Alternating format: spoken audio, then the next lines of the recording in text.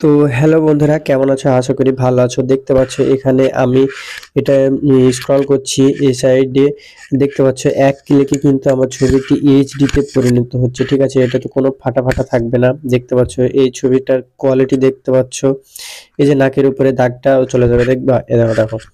তো এইরকম সিম্পলি যদি তুমি করতে চাও, যে কোনো ছবি এক ক্লিকে ছবি এডিট হয়ে যাবে। ঠিক আছে, তারপরে এখান থেকে ডাউনলোড বাটনে ক্লিক করলে ডাউনলোড হয়ে যাবে। ঠিক আছে, তো চলো দেখে নাও ভিডিওটি। তো সিম্পলি এখান থেকে তুমি ব্যাক করে দিবে, তারপরে এই প্লে স্টোরে আসবে।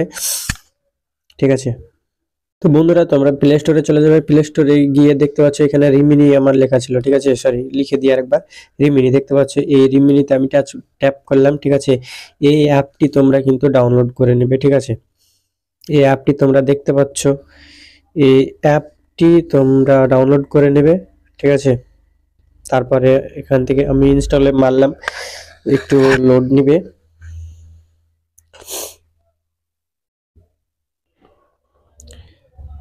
তো দেখতে পাচ্ছ আমার মোবাইলে কিন্তু অ্যাপটি ইনস্টল হয়ে গেছে। ঠিক আছে, তো এখান থেকে সিম্পলি তোমরা ওপেনে ক্লিক করবে, তারপরে এখানে স্টার্টেড ক্লিক করবে, তারপরে এখানে অ্যাকসেপ্ট অল অ্যান্ড কন্টিনিউ। ঠিক আছে, এখানে ট্যাপ করবে, তারপরে এখানে তীর আইকনে ক্লিক করবে, তারপর এখান থেকে তুমি ক্লোজ করে দিলে। ঠিক আছে, এখান থেকে ক্লোজ করে দিবে, তারপর এখানে গিয়ে অ্যাক্সেস ফটো এখানে ক্লিক করে দিলে, তারপর অ্যালাউ করে দেবে গ্যালারি ফর্মটা, তারপর এখানে ক্রস চিহ্নতে ক্লিক করে দিবে। ঠিক আছে, এই ক্রস চিহ্নে সিম্পলি আমি করে দিলাম। তারপরে তোমরা দেখতে পাচ্ছ এখানে এই যে তোমাদের নতুন ছবি এডিট করতে গেলে কিন্তু এখান থেকে তোমাকে ছবি অ্যাড করতে হবে। ঠিক আছে, তো এখানে সিম্পলি এইটাতে ক্লিক করে দিবে। ঠিক আছে, তারপর দেখতে পাচ্ছ আমি কিন্তু এখানে ক্লিক করে দিলাম, তারপর দেখতে পাচ্ছ আমার গ্যালারিতে যত ছবি আছে তত এখানে শো করবে।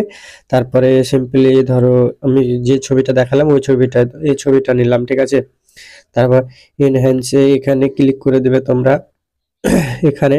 ঠিক আছে, তারপর এখানে ক্লিক করে দিলে তারপর দেখতে পাচ্ছ এখান থেকে এটাকে নিয়ে গিয়ে এই সাইড করে দিলে দেখতে পাচ্ছ তোমাদের ছবিটি কিন্তু এইচডি তে পরিণত হয়ে গেছে। ঠিক আছে, আবার এটা এটা যদি তুমি এই সাইডে করে দাও তো আবার কিন্তু ছবিটি সেই আগের মতো হয়ে যাবে। ঠিক আছে, তো এর উপরে আইকনটা দেখতে পাচ্ছ এখানটায়, এখানে তোমরা ক্লিক করে দিবে, সেভ বাটনে ক্লিক করে দিবে। ঠিক আছে, তারপর এখান থেকে সেভ বাটনে ক্লিক করে দিলে তোমার গ্যালারিতে কিন্তু ছবিটি সেভ হয়ে গ্যালারিতে কিন্তু ছবিটি চলে যাবে। তো ভিডিওটি যদি ভালো লেগে থাকে অবশ্যই একটা লাইক দিয়ে রেখো।